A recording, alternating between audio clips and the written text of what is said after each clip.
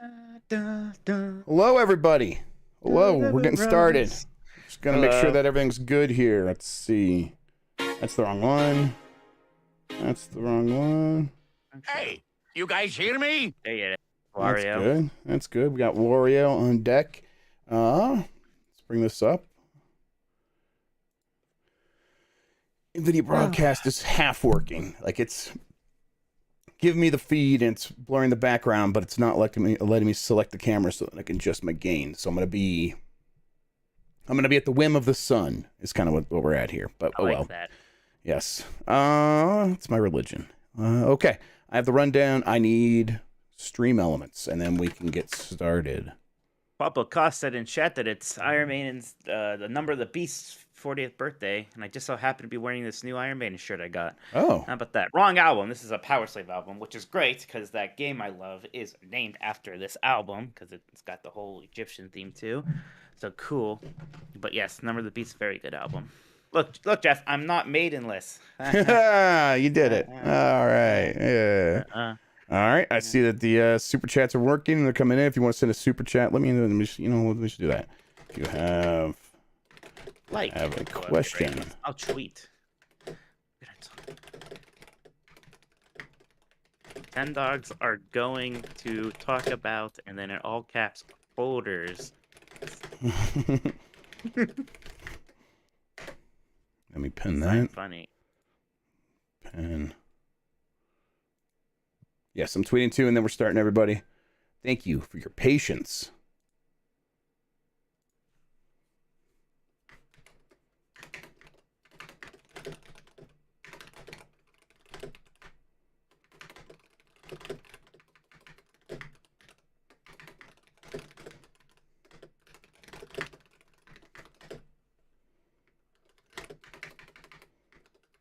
I do not thank you for your patience.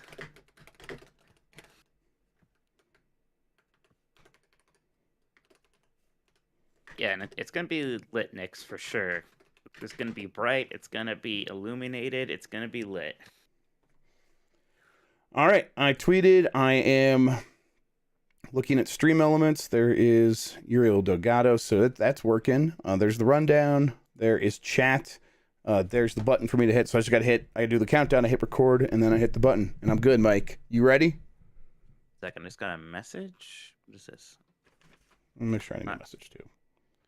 1 hour. Oh, this isn't important. All right. Okay. I'm ready. All right, here we go. 5, 4, 3.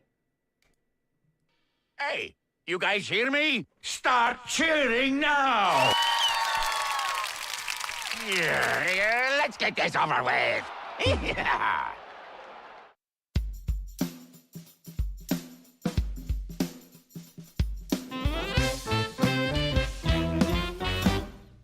Woof woof. Hi, I'm Mike Minotti, and I am a Nintendog. Hi, I'm Jeff Grubb, and I am a Nintendog. And we are the last of the Nintendogs. Jeff, I'm always excited to find out what energy you bring to that line reading this week. Yes, I do just read it, and I'm like, I'm just going to read it as it's written exactly. But this time, I'm also, I got a lot of like different conflicting feelings in my brain right now because there's stuff happening. My 5-year-old, who normally I could trust implicitly, waited till I came downstairs to start doing my taxes, which I was starting to do because I need my tax forms for other things. And then she got blue paint out and just got it everywhere. Just got it everywhere. I mean, it's art paint. It cleans up, but it was just everywhere. And then, now you have to clean it up. Yes, I had to clean it up and then also get her to school for preschool. It's that kind of energy that I'm having today. I bet she got a talking to. Yes, she definitely got to talk to, and she's telling me all the ways in which like she's very sorry. So yeah, yes. Oh, well now it's all okay then. And I'm like, it's too late. I don't love you anymore. It's too late. I don't love you anymore. Also, hey Jeff, it's your birthday. Happy birthday to Jeff. What it Stalks is? him, everybody. Thank you, It's Mike. his birthday. Here's his address. Wow, Jeff. I'm 39. I'm 39 years old. As Iron Maiden's Number of the Beast. That's great. You're 39. So this birthday doesn't matter. The next one's going to be weird. I did not know that, but now that I do know, it's It's the 40th birthday of that song, so it's 1 year older than me. Is that what it is? Yeah, yeah. No, the album, but there is Album. a song in that album also named Number of the Thank you, Beast. chat. So you're not entirely wrong. Thank Although you, I chat. imagine I it came appreciate out as a single earlier. So Yeah. I so mean, there you go. either way, I'll play that song today for my birthday instead of Happy Birthday. That's Yeah, there you go. Make your much kids better. sing Number of the Beast with you. 666. They'll like it. Yes, It's fun. I think It's it'd be about very funny to sacrifice have and kids Satan singing worship. 666. So yeah, I'm totally gonna Yeah. make that happen for my birthday. That's the one time I had a stranger yell at me in public. I was actually wearing a Number of the Beast shirt in the mall, and I just heard I heard a woman's voice for a while, be like, "That's sick. That's disgusting." And I was like, "That's weird. Wonder what that's all about." And it's like it's weird because I kept walking, and like the voice was following me. So finally, I turned around, like the woman's talking to me. It's like she thinks it's like a satanic like worshiping shirt. I was just like, I didn't say anything. I just kind of walked until I left the mall, and she left me alone. It was real. I'm not good with confrontation. I'm not used to it, so it was very. Recording, and I think it should come back here in a second, but it's completely dead. Now here it comes. All right, everybody, we're back. Hello, YouTube. Sorry about that. All right, I'm gonna hit the YouTube button. didn't like my satanic worshiping story. Yeah, the podcast listeners will get all of it though. All right. So after that slight hiccup, Mike, we are back. Yeah, I'm going to celebrate by probably continuing to do my taxes. I'm 39 years old. Great. I'd like to see that number go down more than what it's at right now. I had like a good year, but the whole year I was just like, need to put a lot of this away because taxes. And I think this year I need to learn to do that whole quarterly reporting thing. So if anyone's like a CPA wants to get my DMs and like just give me some pointers, I'd appreciate it. My taxes are super easy now. It used to be hard back when I was technically a contractor. Yeah, that's the biggest BS in the world. Yeah, so that was one of the biggest reasons to get full time is so you don't have to worry about that. Yep. But yeah, I'm gonna enjoy myself. Gonna try to relax. I don't know. Maybe dig into some folders on the Switch or something like that. I don't know. Yes. Well, actually, yeah, that's what we're gonna be talking about today. We got the sexy, super attractive. I'm not gonna say the B word. I almost said it. But yes, we got those folders on the Switch now. Not called folders, actually. They're called groups. But we will talk about that and some of the other news. And then our topic that we asked everybody is what retro series all of that Cowabunga collection do you want to see come to the Switch? And isn't that just going to be the most exciting thing ever when we get there? But first, Jeff, the folders, they came out yesterday. Nintendo finally added folder support to the Switch. I saw that you made a video. You've been having so much fun with it, Jeff. How much better is the Switch now that you can organize games into these groups? I mean, I can't think of a feature more for professionals than folders. So I've declared that now this is finally the Switch Pro. It is the Switch Professional Edition. It's here, everybody. Get excited. This is so wild. Nintendo's so weird, man. It's so weird. Monday night, and they're just like, yeah, what the hell? Launch folders. It's a weird implementation of folders, but it's folders. It's not on the homepage. Yeah. Like, what's the point then? Who cares?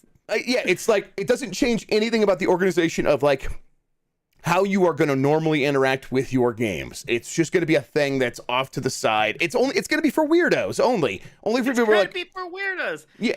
It's gonna be like the guy in like High Fidelity. He's like, I'm gonna organize my music albums autobiographically, and it's gonna be that. And if anyone ever tries to talk about folders to you after this point, I just know that person's probably got something else going on. Step back slowly, save yourself. I've never been. I'm not organized in real life, let alone in the. I don't even like using the folders thing or the groups in like on my phone. You know, no, apps are just all over the place. They're each their own icon. That's how it should be, as God intended. The weirdest thing, Jeff, really to me, is that there are no additional themes. It's just black and white, and yet there's still like that theme selection area on this. Like, that's bizarre because they could monetize that, and they could also just change it to dark mode, like a toggle. Yes. Turn on dark mode, and then it's like no longer a problem because it's like just okay. They don't have any themes. They just have a dark mode, and then okay, things. Because it's like they clearly like keep thinking like we'll do themes someday, but like I don't know what happened there. it's like the Switch became so successful. Like shit, we don't have time to make themes. We have to make games now instead. Get the theme division. They're gonna be working on a Yoshi game now. I don't know. I really appreciate Benji saying showing off your groups after this week is an American Psycho moment. I'm just imagining him getting very frustrated at the good names I have for all my groups, like games I've bought more than twice and games that fuck. Which I think I might remove all of that except for Neo Turf Masters, and that's going to be the only game. That's the only games game that has sex. Yes, exactly. I can't believe you had a whole folder that's basically just your indie game folder that you call games that are better than Hollow Knight. I'm still so confused, Jeff. I have no idea how you don't like Hollow Knight. I don't want to get on this again. I just haven't played enough of it. I probably do like it. Probably do, but I don't know. I don't get it. I just don't get it. Anyways. Yes, we have folders now or groups. It's fantastic. We're all going to forget about it after this week. Yeah. Yeah, I mean, listen, it's a weird Nintendo move. It's what they do. I mean, this is literally like 1,844 days. I like went and like looked it up, how long it took them to add folders. And it's just, I mean, such a weird, at a certain point, it's like maybe something like, oh, people are complaining about this. Someone do something about it. And then they forgot, and then one day, like, oh, you actually made folders? Okay, I don't know. I guess we'll just hide them over here. I don't fully get it, but whatever. It's Nintendo. I'm not. This isn't actual complaints or anything, but also I'm not actually excited about folders either. It just is what it is. Well, you seem kind of excited. It's excited in the way that it's like, man, this is the fun bullshit I like to talk about. Like this is like. The kind of like you made a video. Yes, exactly. Because I knew at the end of your video, you had like an existential crisis for a little bit, and then you ended it. Well, yeah, I made a joke about the end of days about Nintendo bringing on a nuclear holocaust, Mike, and I'm like, oh, that's probably a bit too grim right now, at this particular moment. So, yeah, but hey, Nintendo knows what they're doing. I think maybe. Yeah, maybe. Well, remember when they got into mobile? They knew what they were doing then, right? Listen, I don't know if they ever knew what they were doing in mobile. I mean, listen, I'm as big a fan of now I can't remember the name of it. What was that? Tamagotchi Life? Is that the one? No. Tamagotchi Life's the good game on 3DS. That's right. That's different. What was that called? Mitomo. Mitomo. Right. The first one. I remember that launched during a GDC. So around this time, like probably 5 years ago or something like that. I love that. I mean, making little. Basically weird memes, because they're not like, you wouldn't making like actual memes, but you're like Nintendo memes, and I don't mean Nintendo memes as like memes about Nintendo, but if like Nintendo were to come up with the idea of memes, this is what they would have done, and in a way that was like a fun little distraction for a little bit, and then everyone forgot about it, and that tends to happen with most of their mobile games, right? Yeah, right. And so the latest kind of casualty here is Dragalia Lost is ending service later this year, which was actually like one of the more successful ones, which makes that, kind of interesting here. Look, they got into mobile when they did, right after the Wii U bombed, because they were looking to diversify. They didn't know what the future was going to be. I hit the wrong button. I was trying to adjust my light.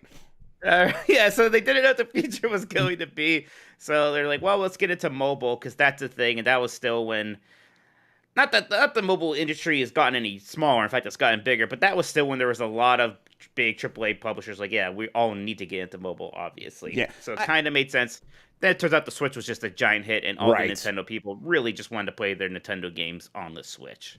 Yeah, I say, I want to take a look at like some of the. We'll go to App Annie, which apparently got in a lot of trouble for like lying about how they actually were gathering data, but for the most they part, changed their name too. I saw, which probably is related. Yeah, Data.ai. Is that something that just happened? Because like I just recognized that. I just noticed that editing one of Rachel's stories today. I was like, oh, they changed their name. I didn't know that. Yeah, cool. Now I don't know how to use it anymore, so I'll have to look it up. Because we used to have to cover mobile games all the time. We were always using App Annie. Yes. And then eventually, it's the same thing that like the AAA publishers are realizing. Like, turns out our audiences don't necessarily care about those things. Right. Let's see if it redirects from the internet. We care about the biggest hits, but not like we don't have to repeat every press release about some new game where you pet a cat or something.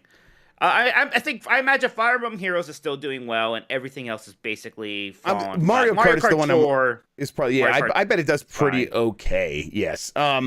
I'll say that Donnie brought up something I was thinking about last night. DNA, which is that Japanese mobile company that Nintendo partnered with. And I remember at the time thinking, okay, yeah, DNA is just going to like rework their back end. They're going to basically make the Xbox Live for Nintendo, and they're going to modernize everything. This is going to be a good thing in the long run. And none of that stuff happened. All they did apparently maybe was help them figure out a few mobile games. And I don't know. I don't know if that DNA partnership is still ongoing. I'm pretty sure they like invested in DNA at the time. So maybe yeah, it is. you're right. It did seem like it was going to be a bigger deal than just they're going to publish a few free-to-play games or make a few free-to-play games for us.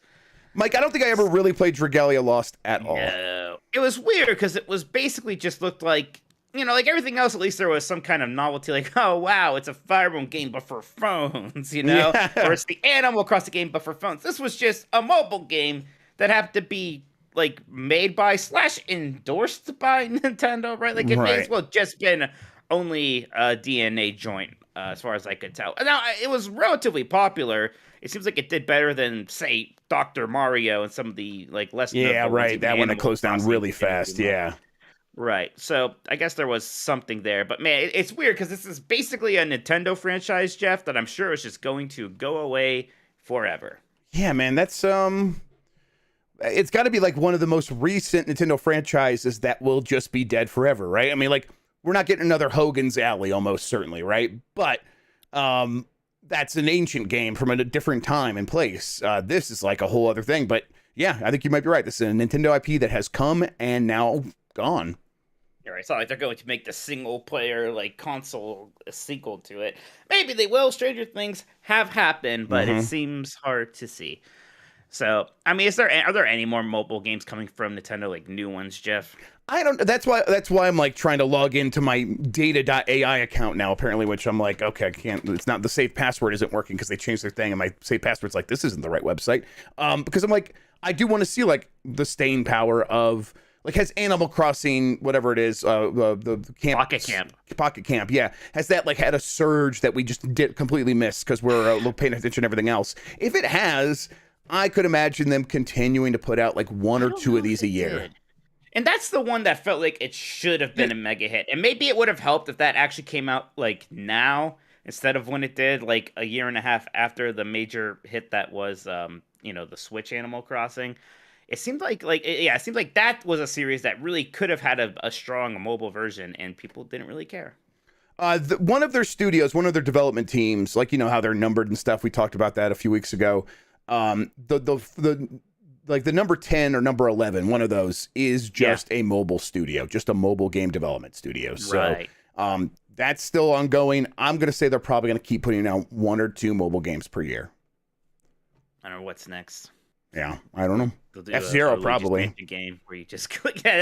That'll be funny. It'll be like when they made when Capcom made Breath of Fire 5 and it was a freaking mobile game. That's exactly what we'll get with F-Zero. They'll do Golden Sun next, actually. All right, Jeff. So there's that. Hey, we've got a few more Nintendo Switch Online games added to the Genesis library this time. It's pretty good ones here, actually. Light Crusader and Alien Soldier. Those are both from Treasure. Light Crusader is an isometric sort of Zelda-like action-adventure game.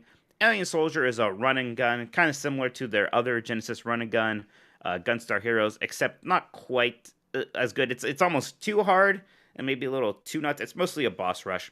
And then there's Super Fantasy Zone, which is, like a sequel to Fantasy Zone, which is their famous horizontal shooter game. Jeff, you have an interest in any of these? Actually, these ones mostly I don't. I think I'm good. Well, once they're there, I'll check them out. Have they launched? Have these ones come under the Genesis? They're out there right now. All right. So yeah, I've been like, I knew they were coming. I was like, okay, I'm gonna check that out. Definitely Super Fantasy Zone, because I played a lot of Fantasy Zone. I'm like wondering how related super it is. Yeah, I wonder how super it is. Yes, or if is it the same thing over again, maybe with like slightly better graphics, or is it? Yeah, I just want to see it for myself. I'm sure people know the answer, but like I was a kid at my friend's house playing Fantasy Zone, and I didn't really keep up with the franchise after that. But I'll probably touch these a little bit, but that'll be it. Yeah, you will. Yeah, I don't. Last time I tried Light Crusader, I remember it was almost too isometric. It's like one of those like hard isometric games where you really can't tell if up's going to move you in that top left or that top right position. You just never really quite learn. It just gets frustrating. Right. Basically, it's no Zelda, but as Right. far as the Zelda likes go in the Genesis, it's one of the better ones. Although there's that other one that is even better than that. It's something of Oasis or something like that. Yeah. I can't Right. remember the full name. Yeah. Might already be on there. Beyond Oasis. That's it. Beyond Oasis is better. All right, next thing here. Hey, Rune Factory 5, the review embargo was up for that today, and I thought it was interesting because people like the series a lot. This is the kind of game that mixes Harvest Moon with traditional RPG elements. But Rune Factory 5 has a 69% on Metacritic. So first off, sex number. That's funny. Nice. Yes, very nice. But I don't know. I thought this was interesting because Rune Factory 4, which was a 3DS game, got ported to Switch last year or something and got praised pretty highly. And it seems like that's still probably the game to actually play because this one is more of it's trying to be a modern 3D game. Yeah. So it just runs poorly and it's kind of awkward and stuff like that. So kind of a bummer here. I still almost want to. I've never played these games before and I still want to at some point. But I feel like if I did, I would just go to that Rune Factory 4 port, if anything. Yeah, I think so too. I always have like in the back of my mind, like I'm gonna play one of those. And that's probably not going to happen anytime soon. But I still always have the urge of like, I would like to get into a game like that. But yes, this definitely turns me away and makes me think, yeah, Rune Factory 4 was fine. I go back, like, this is the kind of genre that I associate with like old 2D graphics anyhow. So, right. It's not even supposed to be 2D, but it's like top-downy. Right, yes. Yeah. So, and it seems like that just works better than trying to do a whole behind the back kind of thing, maybe. All right, Jeff. Not really news here, but Kirby and the Forgotten Land is coming out on Friday. I think the review embargo is actually going to be up tomorrow. We're not reviewing the game, so we are in the same position as everybody else here. I'm just kind of excited to see what people say. There's at least one review up. Edge, for some reason, always seems to post the reviews early. I don't really know what that's about. I mean, it's the old magazine lead time. So that I think they just. It's because their magazine is out, right? They're probably the latest, guess you're right. Yeah, latest hard copy. So like they would get like them and Game Informer still get a lot of like early unfinished code, and they have to like sign stuff and say we acknowledge that this stuff isn't finished and stuff. So it's a whole other way of reviewing games that you and I never really much interacted with. Maybe you did more than me. I had reviews. I had a single magazine review and one issue of EG. In fact, I have it framed over there. I can see it. Cool. It was for some obscure PSP Monster Hunter ripoff.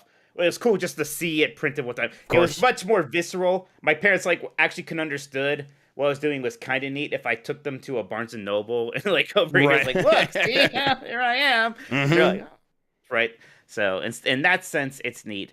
Edge, who's usually renowned for being pretty harsh, Jeff, they gave it an 8, so that seems promising. Yeah, I'm excited. With that little tidbit, Jeff, here you go. Here's your chance. Do you want to predict the Metacritic? Yeah, why not? I don't have any problem with this. This is fun. All right, so I'm gonna say the Metacritic is going to be 82. 82. I think it's going to be closer to an 86. Okay, all right. I love your optimism. Pretty sure last time it went exactly the same way, and I was right. But all right. I can't remember what game. Last time I was right. What was the last time we tried to predict the Metacritic? I don't remember. Someone will have to tell us. Yeah, I think I was. I don't remember, but I also think I was right. One of these times you remember you very specifically being like, "You got that exactly right, Jeff." But we might have done it since then. We might have done another one since then. So no, you are right. I wonder what that was now. I can't remember. It's a Nintendo game. Yeah. If it's an Elden Ring or plus, if it was an Elden Ring, because I did not predict Elden Ring getting a 97. I get it now, but at the time, I was definitely not predicting that. No, absolutely not. All right, guys, that's it for the news here. I see we got some super chats coming in. Thank you. Keep sending. Thank you, everybody. We will read those. Maybe it was Arceus, Jeff. Maybe that sounds right. Maybe it was Arceus. Yeah. Yeah, Pablo Cost suggested that. So we are going to read questions from the community, and then we will read the super chats. So keep sending those in. If you want to send a super chat for our topic, which is what game compilation, a la the Cowabunga collection, do you wish to see on the Switch, you can send that, and we will read that at the appropriate time. Are you ready to answer some questions, Jeff? I am ready. From Turbo Madden. Bonesaw is ready. Sorry. Bonesaw is ready. Turbo Madden asks, if you had to make a ride themed after a Nintendo IP for Universal, what would you pick and how would the ride work? Okay, so it's Stunt Race FX. It's a dark ride. Is that what that is? Is that what those things are? And it's like 12 frames per second. It's a nightmare. People are getting sick constantly.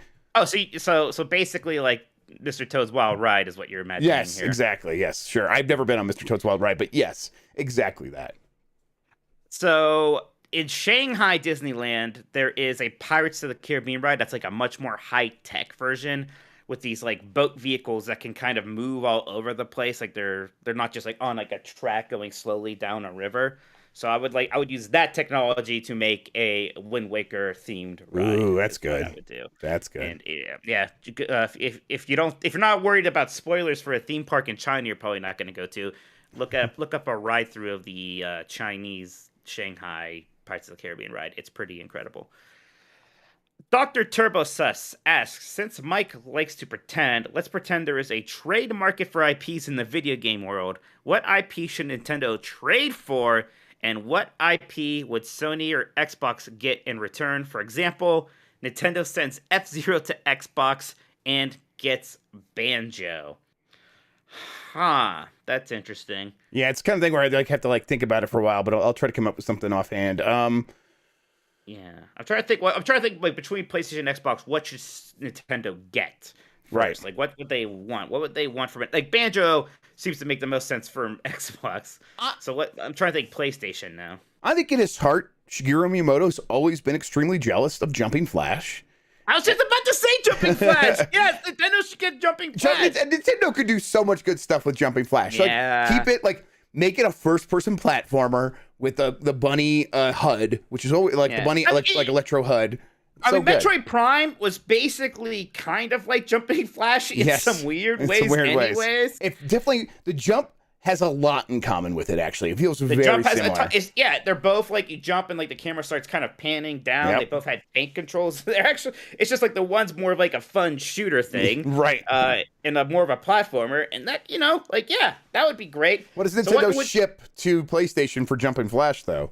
That's the question. What would be a good fit for PlayStation? Now, it would have to also be something that Nintendo doesn't really do anything with these days to kind of make but I mean, it's got to have, because it like Jumping Flash is like trade value is pretty low. So you're right. Right. So I was going to say like Star Fox, but that's too high profile. That's too high. It would have to be something like a Star Tropics. Now, I don't know if Sony really wants Star Tropics. Right. I don't think that would be something that they would be particularly. What do any Nintendo games have any sad dads? Does Sin and Punishment have a sad dad? I never played it. I think I've mostly just seen Sin and sexy women Punishment's on the actually a cover pretty of good that one. game. Yeah. Sin and Punishment's good. They could just make a sad dad game called Sin and Punishment. Yeah. Yeah, okay, that's a fair trade right there. Sin and Punishment. Listen, I like Sin and Punishment. Don't get mad at us. We're just making stuff up, everybody. To be clear, I like Jumping Flash a lot more than Sin and Punishment. As somebody who's never played Sin and Punishment and played Jumping Flash a lot. All right, Mayonetta. That's a great name. Is Mayonetta written in before? Is that somebody with a new name? That's fantastic. I don't know. Mayonetta. Yeah.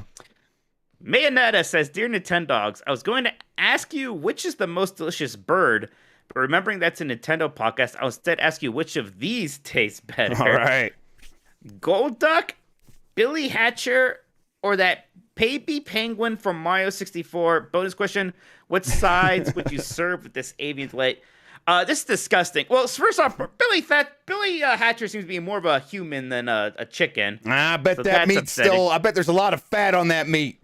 I bet it's all greasy fat. Yeah, to be clear, penguins are probably mostly fat and would thus be disgusting. So no, it's delicious baby penguin bird fat. Yeah, let's grill it up. It's got probably tastes like duck. Also upsetting, but like probably the best. Isn't it bad when like the animals are stressed because it like tightens everything up so they taste worse? It isn't like Side Duck and Gold Duck's whole thing that they have constant headaches and that's why they have psychic powers. Mike, I don't know if any of that's true, but I really like the way you framed it, so I'm going to say yes. So Gold Duck's probably a problem. You're right. I don't want to eat stress. Okay. I am a Michigan football fan, and the coach for the Michigan football team told his players not to eat chicken because chickens are a nervous bird, and you'll get nervous if you eat chicken. That's how emotions work. Yeah, and I'm like, oh my god, he's a fucking idiot. But and for our purposes, I think you might be onto something. So it's definitely that baby penguin from Mario 64. We're gonna fucking roast it up, apple in its mouth. There would be nothing to roast. There'd be no meat. It would only be blubber. It's all meat. It's no bones. It's like one little bone in the middle, and that's it. To be clear, yes, there aren't many bones, but there's not. Yeah, disgusting. Have you ever heard of anybody eating a penguin? If penguins tasted Well, good, no. people would be eating them. So there must be a reason why not, Because Jeff. most of them, their mothers want them. This one's different. Not even adult penguins. Shut up. What side would you eat with the baby penguin, Jeff? Popsicle sticks. I don't know. Popsicles. Right. Yeah. Just sticks. Just the sticks. Right. Fantastic. Low Rule says, this may be a dumb question. I tell you what, Low Rule, after the last one, I doubt you. I bet this question's going to seem pretty intelligent. No offense to Bayonetta. I enjoyed his question. Low Rule says, this may be a dumb question, but is it possible for Sony and Xbox to work with a different company to come up with a new chip to replace the current chip shortage to get more consoles in the market? Yeah, not really. So there's a bunch of just logistical issues there, and this affects Nintendo as well, so it's a Nintendo question as well. There is basically one primary source for most chips that are used in most sort of high-end computing devices. Samsung fabricates some stuff in Japan, but not in Japan. No, maybe it was in Taiwan. Whatever. Samsung fabricates some chips, but most of it's coming from the Taiwan Semiconductor Company. They work with AMD. They work with Nvidia now. They work with Intel now. Like Intel used to fabricate their own, and now they have TSMC doing some of their stuff. So it doesn't matter. Like you can go to AMD, you can say, oh, AMD, you can't meet our demands. Let's go to Intel. Well, Intel's just going to be using TSMC as well. Apple, everyone praises Apple's M1 chip. That's just TSMC's 5 nanometer design. 5 nanometer manufacturing structure. It's Apple's design, but it's like if anyone had access to that 5 nanometer stuff, you get a lot of the same benefits there, and that's going to start rolling out everywhere in the next couple of years. And then like as far as like starting up new fabricating plants, companies have begun doing that. The United States has begun investing in this stuff. So like we're going to build stuff here. It's going to take years and years. And the things that they will probably put on those lines, I think I said this before, will be things that go in missiles. It's going to be weapons and maybe cars and maybe tanks and stuff like that, and airplanes and stuff like that. But it's probably not going to be used for consoles. So yeah, there are no options here. It's not a dumb question. I get why you thought that, but there is just a really solid physical reason why there is no real solution to that. Velocity Prime 1 says, happy Kirby release week to the dogs. Happy Kirby release week to you. While Kirby comes out, one has to wonder, what does the inside of his mouth feel like? One does have to wonder that. Is it warm and soft, spacious? Could you live in there? Let me know if you would like to hang out in Kirby's mouth. Jeff, I believe canonically that if there's a black hole in Kirby's mouth, and that's why things get like compacted into stars that he shoots out. So I imagine it would be very painful and hot in there, like whatever the feeling of having your molecules stretched into infinity, torn asunder, compressed to a single point of light. Right, and it's something that lasts eternally because time stretches into eternity at that point of that event horizon. So yes, absolutely, I want to be in there. Word. Yeah, it might not be so much of a feeling as much as it is a punishment. An event horizon. Yes, yes. I don't know. A cosmic punishment. So I think not only do I want to be in there, I think I deserve to be in there morally. All right, I like that. Yeah. Reese Elliott says there's Nintendogs plus cats, but they never went further.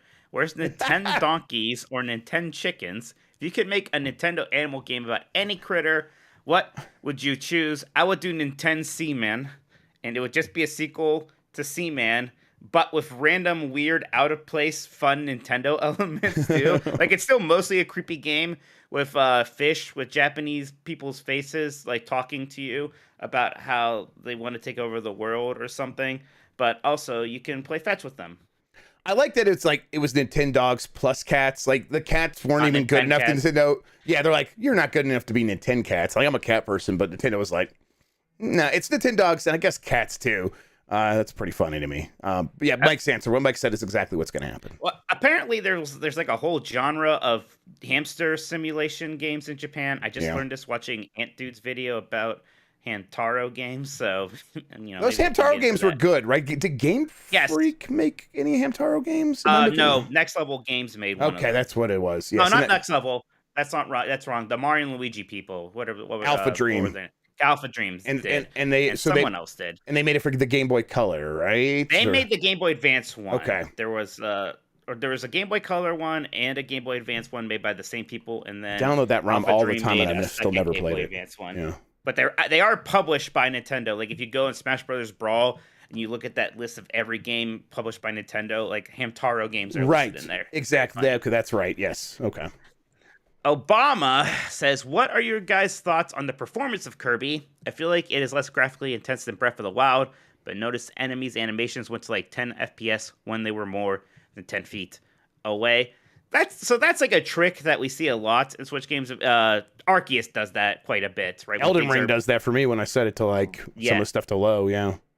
I don't really mind that. Like of all like the compromises you need to make, that's one I actually like pretty well. It doesn't bother me too much as long as things in like the foreground are running smoothly. I think that's a pretty good trick to employ.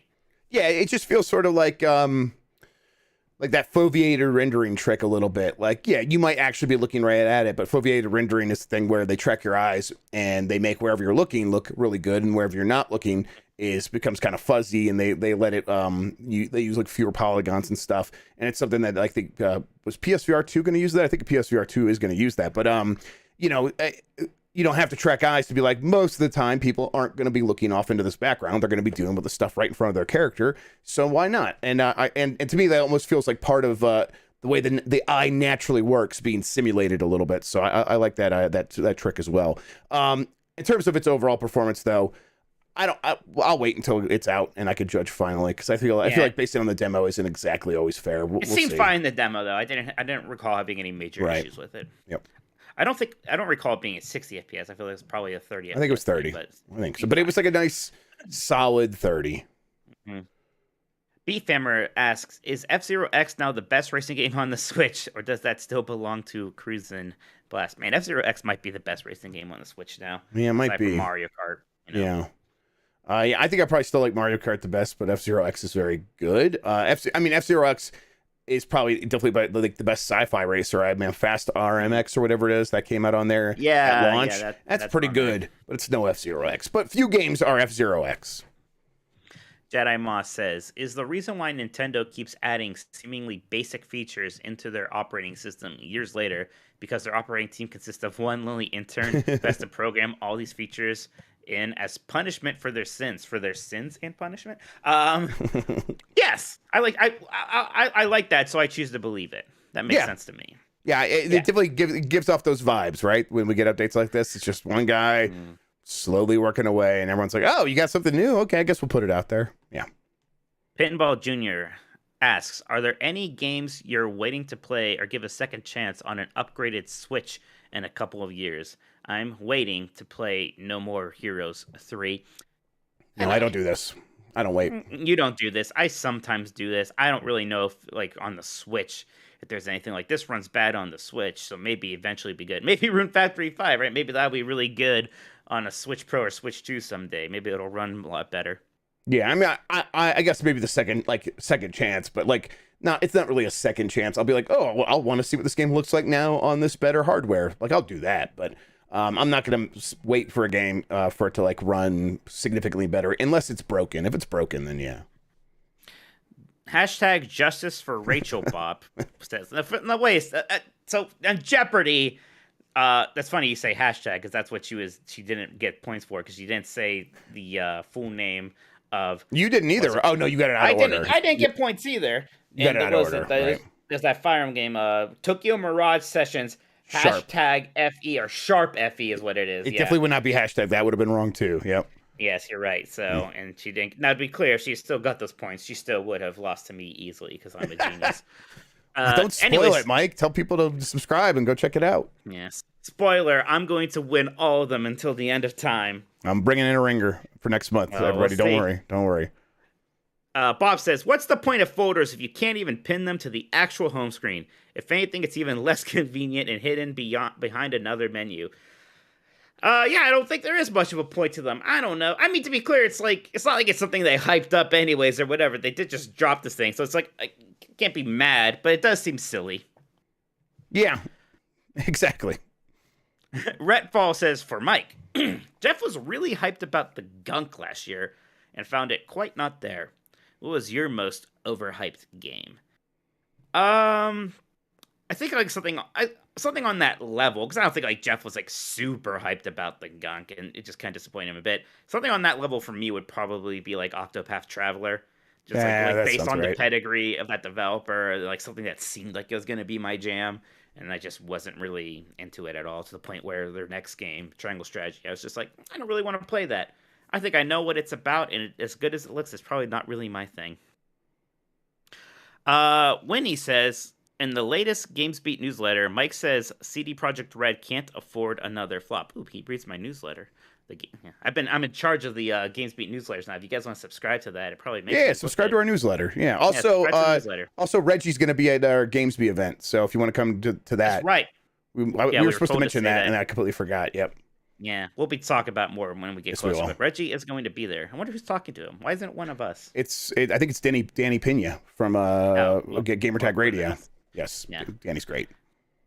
So, report on Elden Ring sales specifically cite that it's the biggest non-Call of Duty launch since Red Dead and Cyberpunk. So, is CD Projekt Red actually threatened, or do they continue to flop upward? And just one more thing: do we know CD Projekt Red improved their crunch culture at all, and putting out the next gen patch? I don't know too much about how much they've changed their internal culture. So Cyberpunk, like, yeah, it had a strongest launch. So did Right. Anthem, right? You know, a lot of these games do that, and it's just not nearly enough for what those games are supposed to do. I mean, the success of The Witcher is it continues to sell, and it has its second best, or like maybe even its best year ever, like 5-6 years later when the show came out and stuff like that. Right. Like it has those kinds of legs. Like that's the kind of thing these games are looking for. Every game that is this size wants to be Skyrim, and very few do that. But occasionally you get one that expects to be Skyrim, like Cyberpunk, and has the first month sales to match that. But its second month sales, third month sales, everything drops off super fast. And I guess we'll see if it rebounds, because I think this big update happened in the next MPD period, so we might see if it like bounced back into the MPDs, and we'll see. Yeah, I mean, maybe me calling it a flop was harsh, but not really. I don't think it sold what it was supposed to sell. The critical reception was obviously not super great. In fact, seemed somewhat inflated more than it should have been. And then also, you know, all the bugs and everything, just the damage it did to their reputation.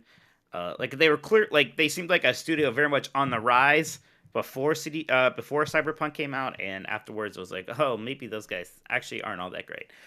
And now they are predictably retreating back into Witcher. Jeff, do you have any thoughts about that, by the way? Like, again, another one of these, like, kind of game announcements, of course. And, like, a big part of the announcement is we're not using our proprietary engine anymore. Don't worry. Yeah, that was, I kind of want to write about that, but I was like, wanted to take a little bit of time. I know some people are disappointed in Witcher the next Witcher game going to Unreal Engine. But I mean, the reason they do that is for like reasons that aren't always super clear. There's a lot of challenge in making that technology like keep up with the pace of everything happening around them. Yeah. But it's like a lot of it's just Unreal's going to do the things they were going to do anyhow, and it's going to be way cheaper in the long run for them. So I get this. I mean, this is what happened with BioWare, where they tried to use a different engine and went back to Unreal because several games were just such a huge issue because they just struggled to keep up with Frostbite as like an RPG engine, and it just didn't work. So I like the Witcher engine fine, but I do not think that the next game is going to be hurt detrimentally in any real way because of Unreal. And you can customize Unreal all you want, and they can just do the stuff they want and bring their own engine know-how to Unreal and apply that stuff there. And I don't see this as a bad thing, other than maybe Epic has more power, but I don't see the negative necessarily so much of them having the power of making a really great tool set that everyone wants to use. You know, so yeah, you talked about how BioWare was also doing that, going away from Frostbite for the next Mass Effect and stuff like that.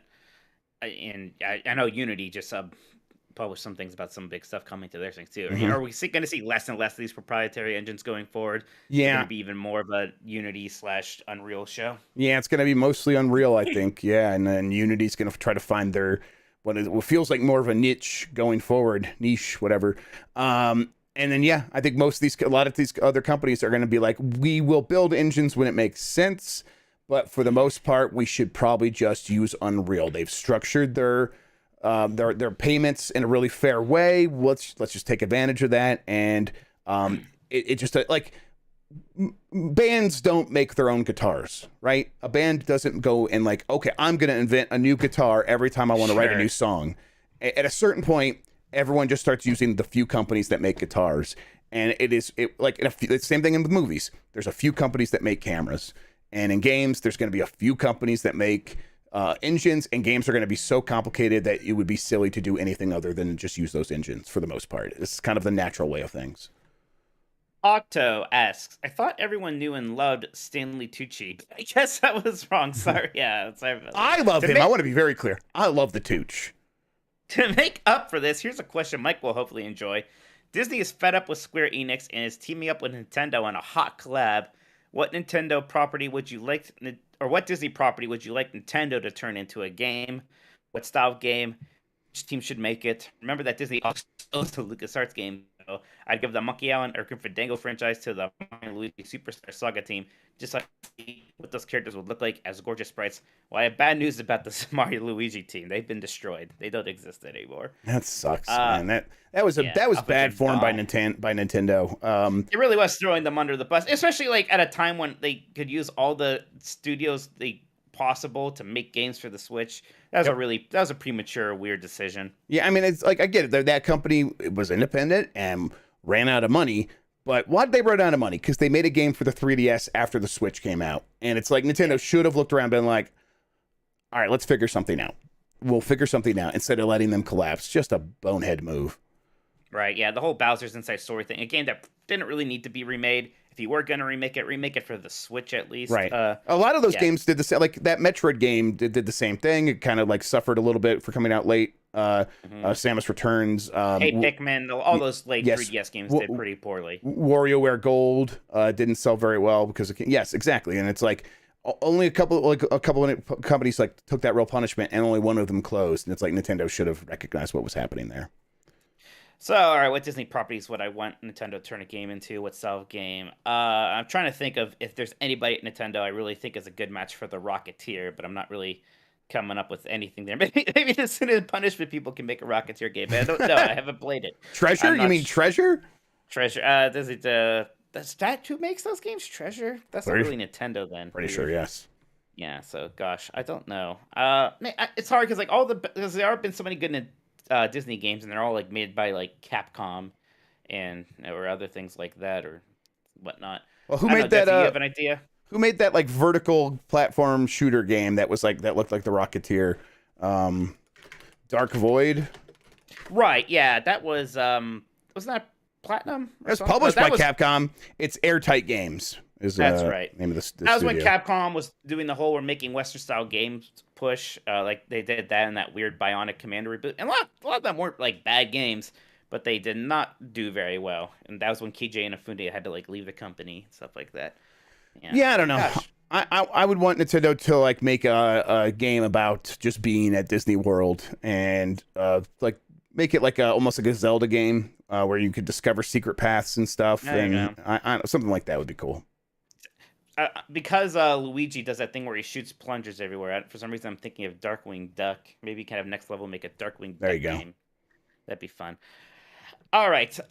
Next question here from Nintendo Bro. Jeff, how many games do you have in your Better Than Hollow Knight folder, and which one is your personal favorite? You can answer that one first, and there's one for me. Yeah. So the folders only let you have 200 games. So 200 games in there. And my personal favorite, Better Than Hollow Knight, it'd probably be SteamWorld Dig 2. Yeah, SteamWorld Dig 2. Yes, exactly. I had to think about it, but yeah, I'm pretty sure that's much better than Hollow Knight. Nintendo Bro asked me, Mike, why are you friends with so many people that don't share in your interest and love for Hollow Knight? Those kinds of people can be very toxic for your mental health. I agree. I think I need to start cutting them out. Got to get out of here. Lassian says, hey guys, hope your weekend was a good one. Mine was good. I got to spend most of it just playing Elden Ring like I really wanted to do, so it was very nice. I didn't start playing Elden Ring again until Sunday night, and then I stayed up all night. And I played it for a very long time, and I'm like at the end of the game now. Now I'm like, I should probably just get someone else to run through this with me, because that'll make it really fun. Because the people are right that the end game is a little bit unbalanced in terms of the boss fights, and I kind of want to just get over. I really want to go play Tunic now, super bad. But try that. especially Yes. before. Well, Kirby. I'm getting Kirby's gonna happen. Kirby's going to happen. Yep. I'm pretty close to the end too. I killed Rykard in the volcano area, and that was a lot of fun. What's fun is that I had been playing with my brothers and some friends, so we'll just be like on an Xbox party with each other, and like if one of us gets to a boss, like, hey, get over here and help me with this boss, and we'll do There you that. go. And That's it's great cool. fun. That's cool. that's a really neat way of doing things. Yeah, my weekend was pretty good. Stressful, a lot of stuff happening, but it's all good things, really. Lossian continues. Jeff and Mike, what are your thoughts, predictions on Nintendo's next system?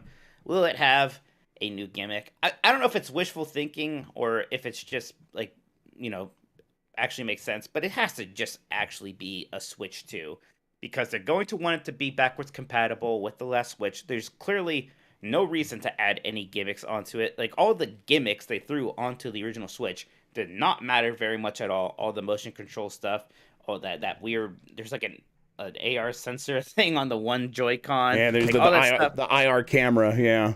Yeah, none of that stuff actually mattered. So I would hope the lesson they learned there is no, just make a good video game console.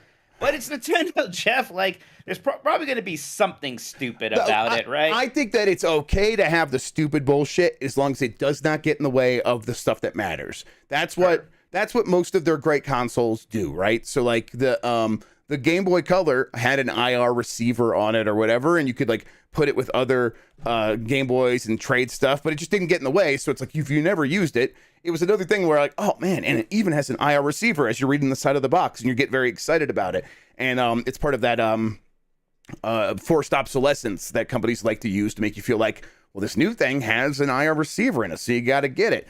And I don't mind stuff like that so much as long as it's not raising the price, like adding a Kinect to the Xbox, and as long as it's not getting in the way of, 4 face buttons, 2 analog sticks, a D-pad, the 2 shoulder buttons on each side, and a great screen and all that stuff. If it has that stuff, they can bolt on whatever the fuck they want, and we'll be fine. I think we're losing frames again. I'm gonna take a look. It might have just been it was just a momentary dip, so we're good. Yeah. I just hope it's just a Switch 2. And again, if they want to do something weird with it, that's fine, but it just needs to be a better Switch. Jeff, that's it for the community questions. Do you want to read these super chats we've been getting in? Yes, I do, and I'm going to bring them up right now. There was someone just said in chat, it still blows my mind that Mike only discovered the IR sensor like 4 months ago. That is true. Yep. I did not know what that was. It is like a full-on IR camera, too. Like, people have been able to patch it out, like patch it into like a PC and like see what it sees and stuff, and it's pretty wild. Weird. Yeah. People say add a crank to it, like the fuck yeah, add a crank. Add a crank. Yes, I will. That's one of those things where everybody would thought it was really cool the Playdate had a crank, and I have to admit, if Nintendo added a crank to the system, I would criticize that heavily. Oh yeah, I'd be like, what the fuck is this? Oh, it's two different things at that point. Absolutely. It is. Man, I think probably can't say anything. I'll just shut up. You're El Delgado. Oh no. Okay, fair enough. Yeah, if you two had stands like in JoJo's, so like stances, I think, I'd like to imagine Jeff's would be called Cruisin' Blast and Mike's would be the Shire. I like that. Like that. That's good. I discovered a YouTube channel called Nerd of the Rings that just does lore videos about Lord of the Rings. So I've been having fun with that. It's all the stuff that I learned back in like high school. Right. I was really into it, and now I'm like, oh yes, I remember who Feanor is now. This is good stuff. Oh yeah, Tom Bombadil fucks. Yeah. Oh, there was a whole video about Tom Bombadil. It's good stuff. And Kyle Martin. He's got Goldie or whatever. Well, yes, he does. Yeah, the one character in Lord of the Rings that fucks. Tom Bombadil might be above fucking. Okay, fair enough. Might be like too indecent for him. Kyle Martin says, happy birthday, Jeff. Thank you, Kyle Martin. I really appreciate that. Radu Pericol Tagana says, happy birthday to the Grubster. Hashtag no more breeding. That's right.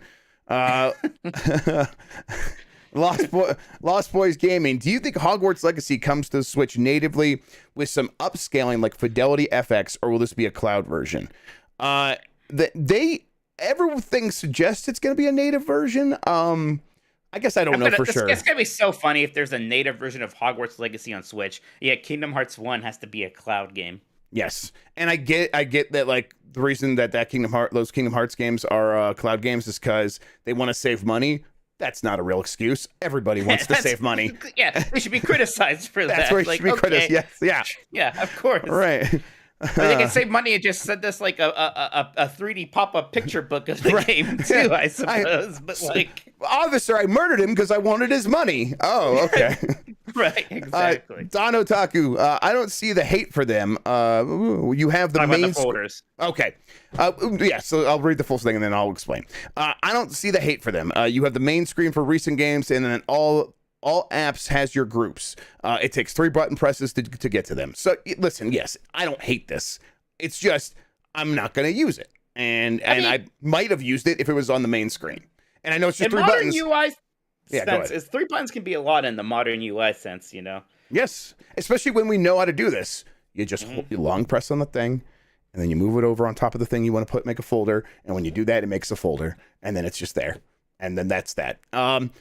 I am, the Switch is super streamlined, and anything that sort of like puts something off to the side, it is going to get missed because it's not on that highway. It's what is it? It's Cars, the movie Cars, right? Life is a highway. Yeah, life is a highway. highway. Ride it all night long. Yes, and people. If you're going my way, I don't remember. Oh, you gonna stop now?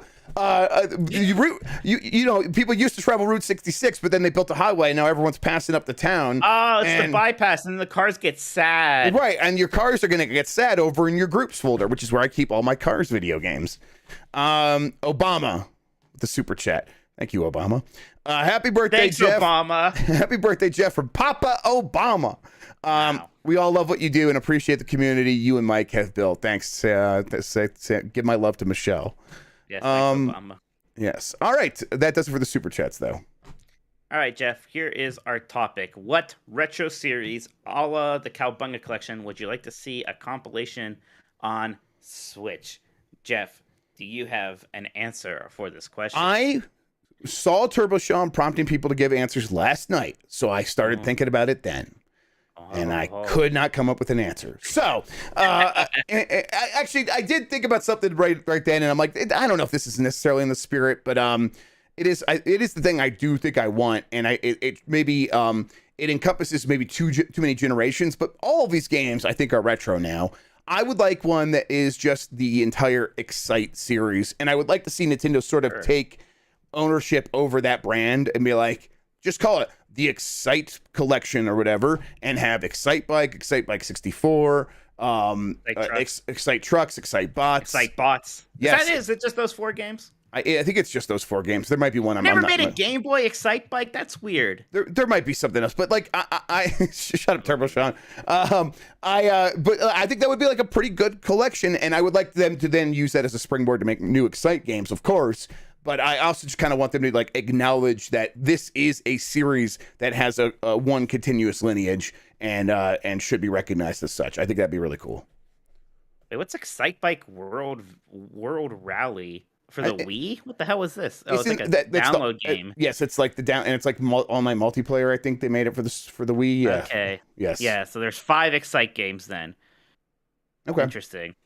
Yeah, that's a pretty good answer. Especially, even if there was just like get Excite Trucks and Excite Bots, even just those 2, that'd be kind of fun. But at that point, Excite Bike 64 is probably going to be thrown onto the Nintendo 64 service at some point. Yeah, almost certainly. Yeah, and I can't wait, man. When that happens, I'm gonna go to town.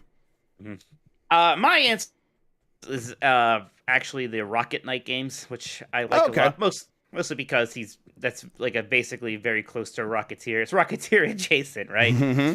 I like if you just give a guy a rocket pack. I think that's neat. I think that's because. But those games are actually great. The original just Rocket Knight Adventures on the Sega Genesis is fantastic. It is such a good action platformer. It is so much fun, such great music. Then there's a sequel on Genesis and a sequel on Super Nintendo. They're both called Sparkster, but they're different games. They are both also good, but not as good as the original. And then they actually made an Xbox Live Arcade era sequel too, which not as good, but fun, worth throwing in there. So, and again, these are games that don't get enough love, and it's Konami. Konami has been doing a lot of these collections anyways, so I would be a big fan of that. Yeah, that's a good answer. I still get a reminder every Thursday or Friday that you need to get your one copy of. I can't remember the name of the game now. It was Rocket Knight Adventure. It was the original one from AJ, and I don't know if he gave. I can't even remember if he gave it back to me or not. No, yes, at the time when I think I brought it up like a year ago, and he's like, "I'm never giving it back." So that's what I choose to believe has happened. Well, that's what I was mad at the time. He's like, "Let me borrow Rocket Knight Adventure," and I was mad because like, "You're not going to play it. You never do. Like, just let me keep it." You're like, "No, I'll give it back next week," and I never played it, never give it back. And I think he was like, Jeff Grubb is listening. Have him remind me to give it back. And I'm like, all right, I'll set a reminder. Like just talking to the podcast. And then, and here we are. Yeah, well, we're surprised. Now it's been too long. I don't know where it is. Well, I'm shocked. We could have seen this coming. All right, let's see what the community said here. I don't think anyone's going to have a better answer than mine, though, because Rocket Knight rules. I think the excitement one's already better.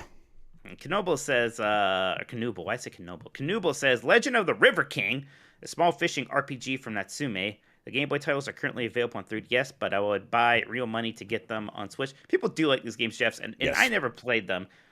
They seem like they might be up your alley. I started actually playing them on one of my handhelds a few weeks back, and I think I need to start with the second one because I think the first one's a bit too rudimentary.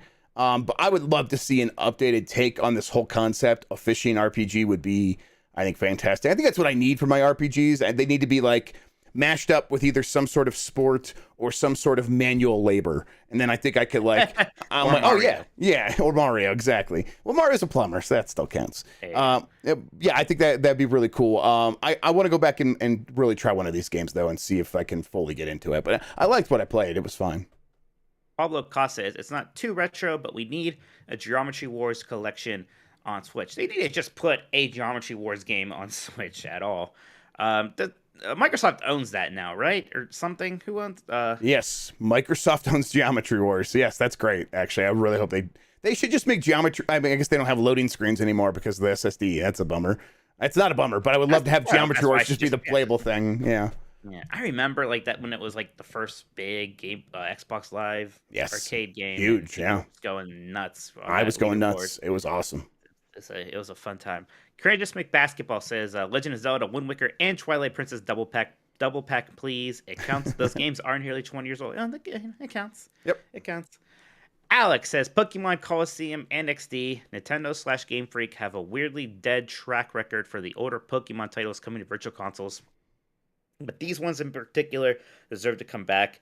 Shadow captures were fun, and while they're kind of bare bones, they were solid console Pokemon titles. We always get a lot of love for Pokemon Coliseum on here, Jeff. I wonder if Nintendo's ever going to do anything with that. I don't know. Nick Turbo says a collection of the Game Boy Advance Fire Emblem games, including the one starring Roy that never left Japan. Yeah, I would really like to see that one. Yeah, I mean, at a certain point, just do all the 2D. All three of them. Yeah, do all the 2D Fire Emblems just from the beginning and localize all of them. I mean, they've done the one, they've done the original, right? Or right, yeah. But there are 3 Game Boy Advance ones, and it feels just a compilation of those 3. And I like the way those games look a lot anyway. Like I don't think you'd have to do too much to them.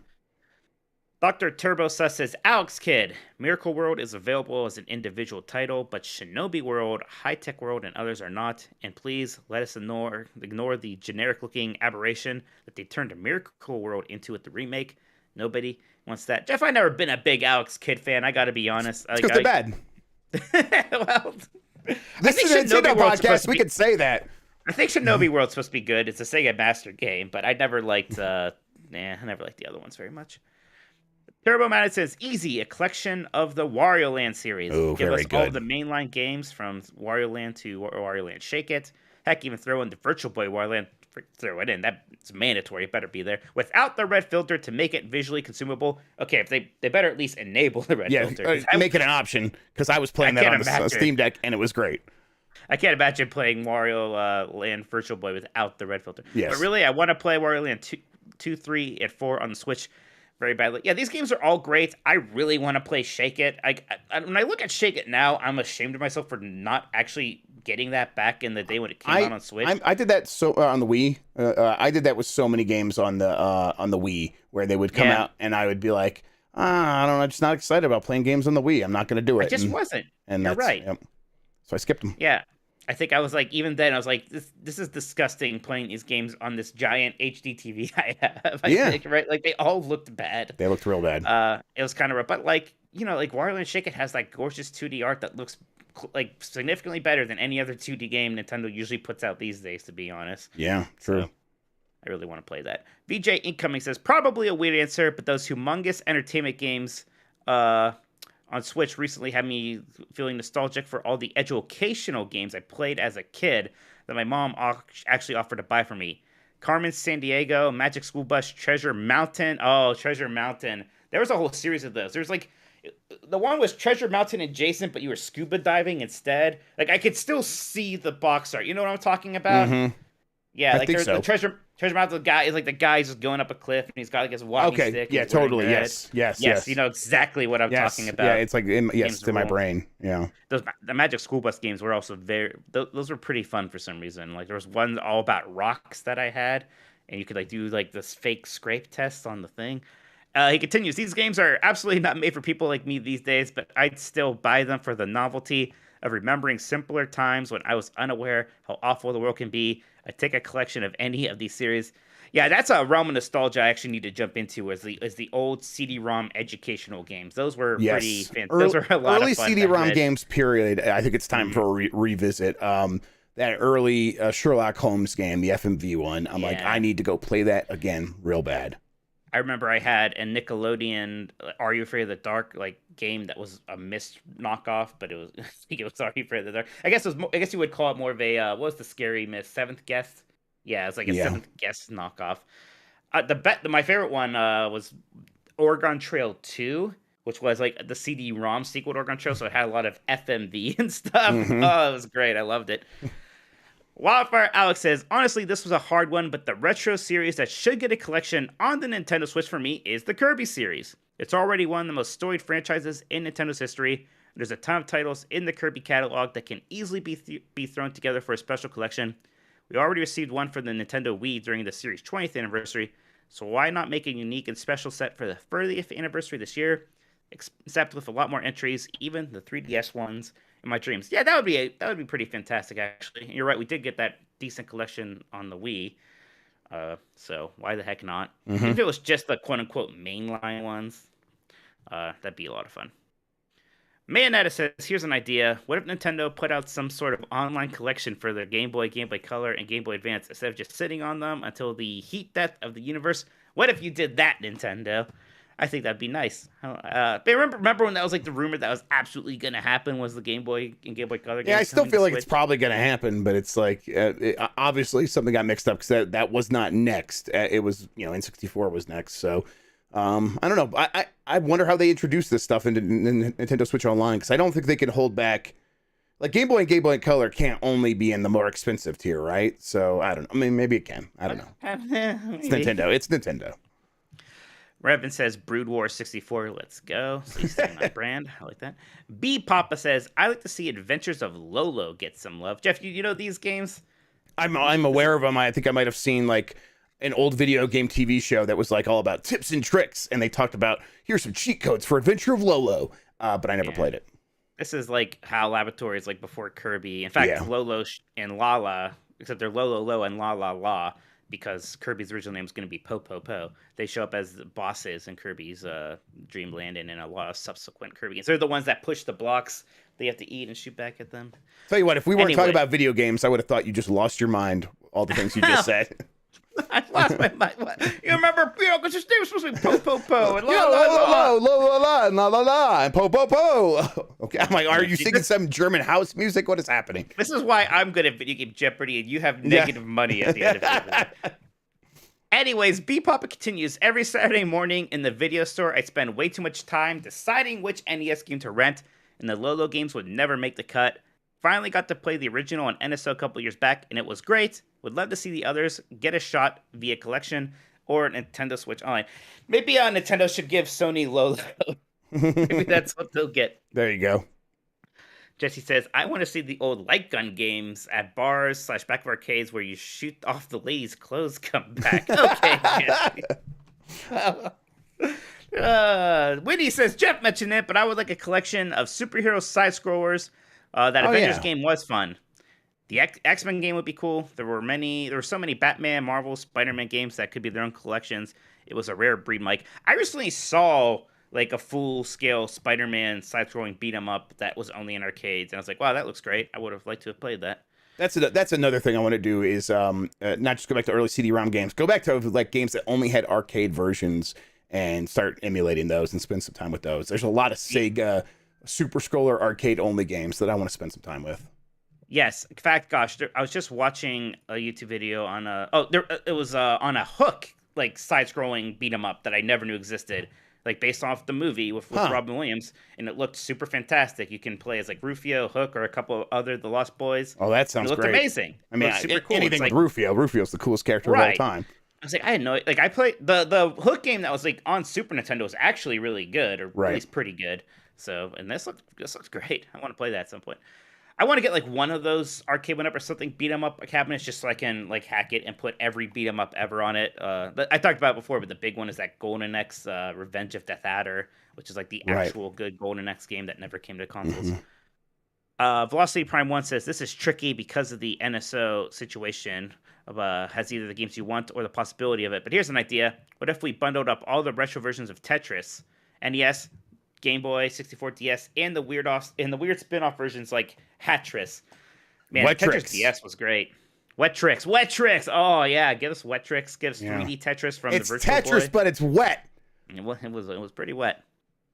Rumham says a Golden Sun collection. Even though the third game wasn't great, it would be a cool package to have all 3 games in one place, especially if they aren't planning on doing anything else with the series. Well, I'll tell you what, they aren't planning on doing anything with that series, and I still don't think you're getting a collection, sadly. Okay, I just saw what's happening. What's happening?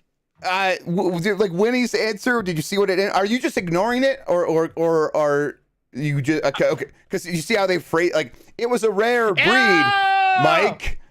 It was a rare breed, Mike. I did say that, and it went over my head. Okay, all right. All right. Very clever. There's the letter of the law, then there's the spirit of the law, guys. All right. Hashtag Justice for Rachel Pop says, it would be an incredible feat of licensing, but if Nintendo could somehow make a Disney collection from the NES/Game Boy Advance era, I would buy it immediately. It doesn't have to include every game, but they would have a wide variety of IP and game genres to choose from that it could still appeal to plenty of people's nostalgia. I don't know if you noticed, but they made an incredible Disney Afternoon collection that has DuckTales 1 and 2, Chip and Dale Rescue Rangers 1 and 2, Tailspin, and Darkwing Duck, and that's on PC, Xbox, and PlayStation. It's not on the Switch, which is incredibly frustrating. I don't know why, but it's on all those other systems, and it's a fantastic collection because, I mean, DuckTales 2 and Chip and Dale 2 are 2 very rare NES games, but they're very good. It's hard to get them, and I can just play them on that. And that's Digital Eclipse who's doing the Cowabunga collection. They do a lot of these, so if you love those games like me, absolutely. That was also the coolest swag I think I ever got, was they sent me like a 90s style Disney Afternoon backpack for that game. Like, oh God, I loved that. That was good stuff. Resell it says, give me all the handheld Tony Hawk games. The run of Pro Skater games on Game Boy Advance was incredible. The way Vicarious Visions brought the main series to the small screen with isometric graphics was nothing short of incredible. They still hold up to. Tony Hawk's Skateland on DS was also the best original Tony Hawk game since Underground. Yeah, those games were actually fantastic. That would be kind of cool. Yep, there's a great lineage of handheld Tony Hawk ports, and they all are sort of magical in their own way. And I completely agree about Skateland on DS. Way better than because it's a series you just think would never translate outside of consoles. Yep. And somehow they're all very good. Newfield Legit says, just released Metroid Prime Collection for the Switch with a solid 60 FPS, and I'm happy. I wish. You might have sold for just the first one. Ron Robo Joe says, I would love to see a Hudson Soft Collection. Give me all the Adventure Island, Bonk, and Bomberman and other games all in one place. Hudson is a special developer with tons of history, and while we're at it, how about a Wario Land collection as well? Yeah. This is great. I mean, even if it was separate, even if it was just an Adventure Island, a Bonk, and Bomberman collections, I'd be really into all of those, especially Adventure Island and Bonk. Yes. I had a TurboGrafx 16 at one point, and the Bonk games on those were very, very good. Adventure Island is something I'm discovering really just now. Those games are a lot of fun. There's also Super Zonk, which was like the futuristic, like side-scrolling shoot 'em up, like cousin of Bonk. Those games are a lot of fun. I did not know that one. Yeah, Super Zonk, Air Zonk or something. Maybe it's Air Zonk. He looks like Bonk, but he's got a lightning bolt on his forehead. All right. Sean 12 says hamsters with a Z life.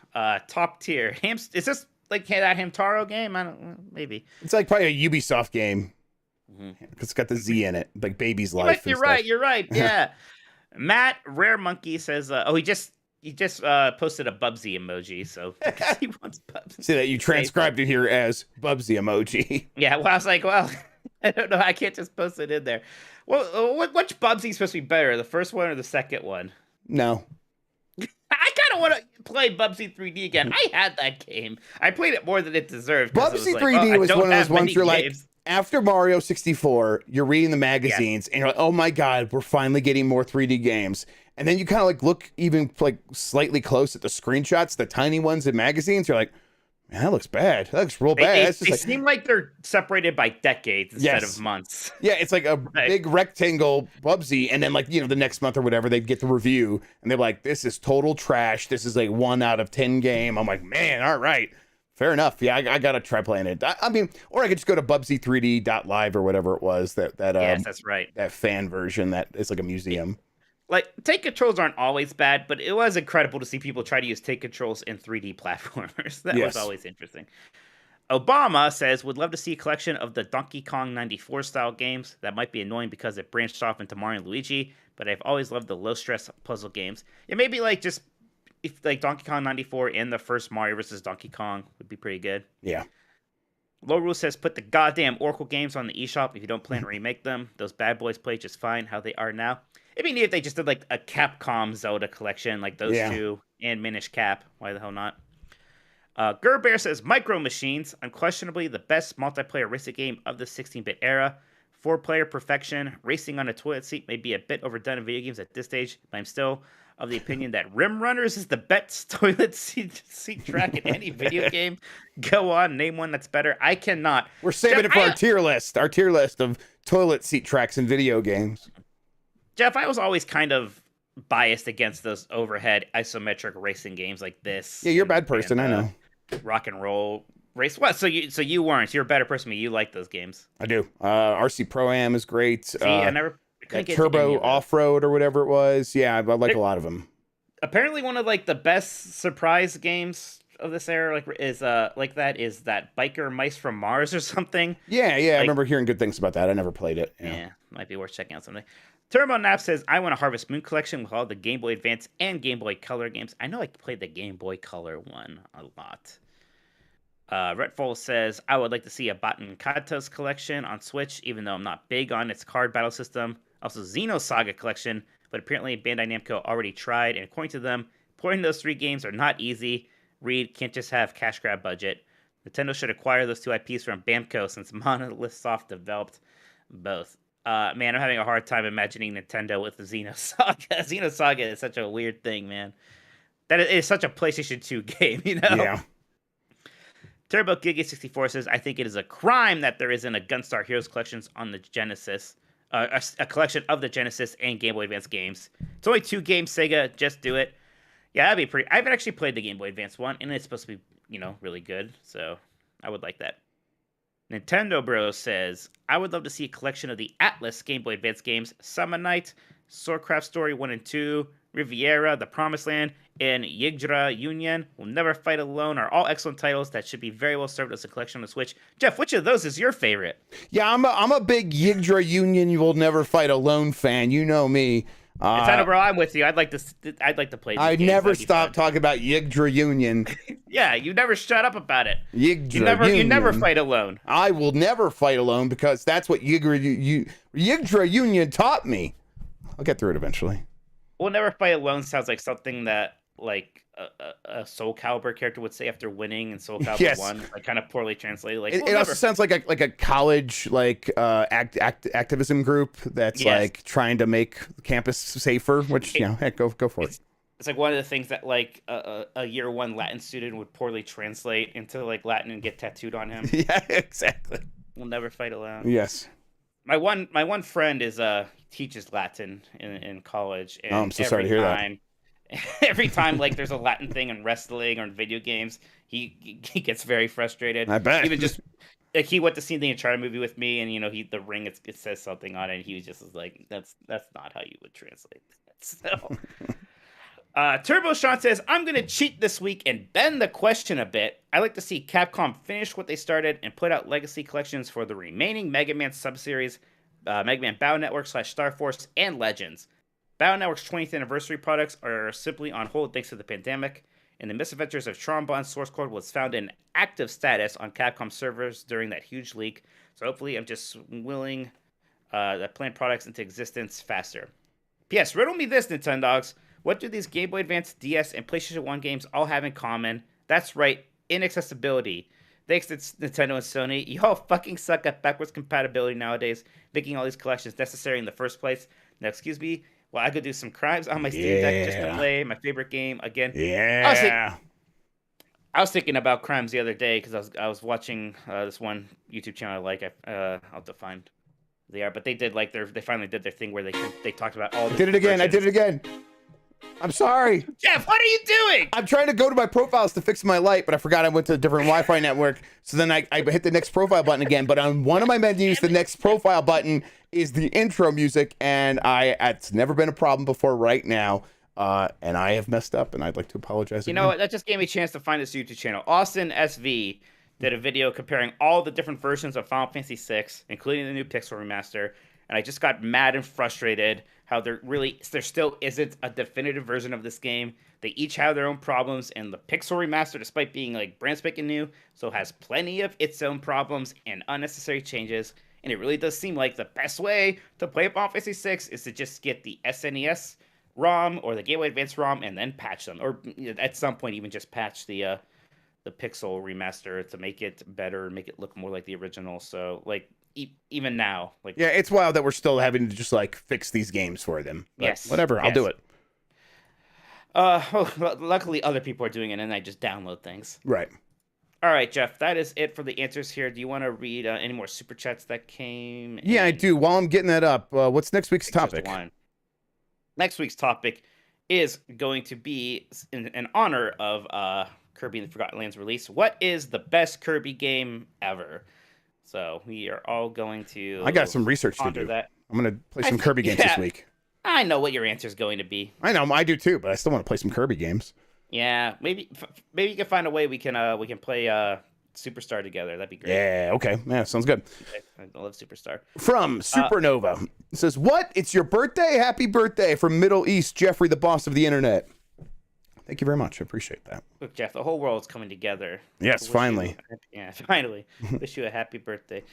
All right, Jeff. Have you been playing any Nintendo games this week? I mean, you've been playing Mario Kart 8 Deluxe, right? And all those new tracks. You guys did a community thing on Saturday morning while I was asleep. How did that go? It went great. We played a bunch of those tracks. It was we played all of them a bunch of times. We played them so much that people were like, "Oh, we're done with the new tracks. Let's go back to some of these old tracks." That was after we went 200cc, and I proved to so many people that 200cc actually is the best. Yeah, though I mostly like the new tracks. I'm like not looking. Oh, I got a stage where I'm like, I'm not gonna look a gift horse in the mouth, even though it wasn't a gift. I had to pay for it. Right. But it's like, okay, yeah, Nintendo put new stuff in Mario Kart, and that is nice. I do wish that they were fully optimized for 8 in terms of like having, the anti-gravity stuff. Like, yeah, I'm at a point where like the strategizing of like trying to like find people to bump into so you can go faster on the 0G stuff is like a big part of playing Mario Kart 8 for me.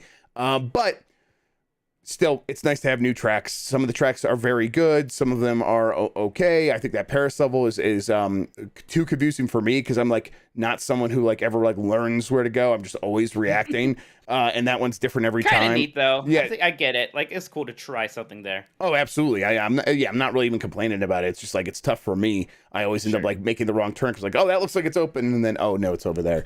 Is Coconut Mall still the best track here? Coconut Mall is very good. The best track is that Ninja one that has like the different tiers on it and stuff, and it's kind of like a Sonic level. We talked about a little bit. That was actually is really well, isn't it? Yeah. I listen. I was doing much better on 200cc, but although I do still suck. Yeah, it's good. I'm glad they did it. I will be very excited once we have all 48 tracks here, and like just expanding that library so much.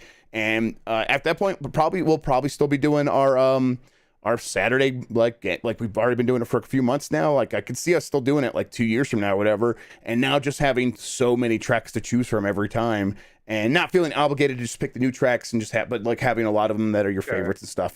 This is really cool. I think it's if you are paying the $25 or whatever it is for it right now, and you're like, oh, all I got are 8 tracks, and now you have to wait. I could see being a little disappointed with it, but that $25 gets you all the tracks. You don't have to pay any more money after this.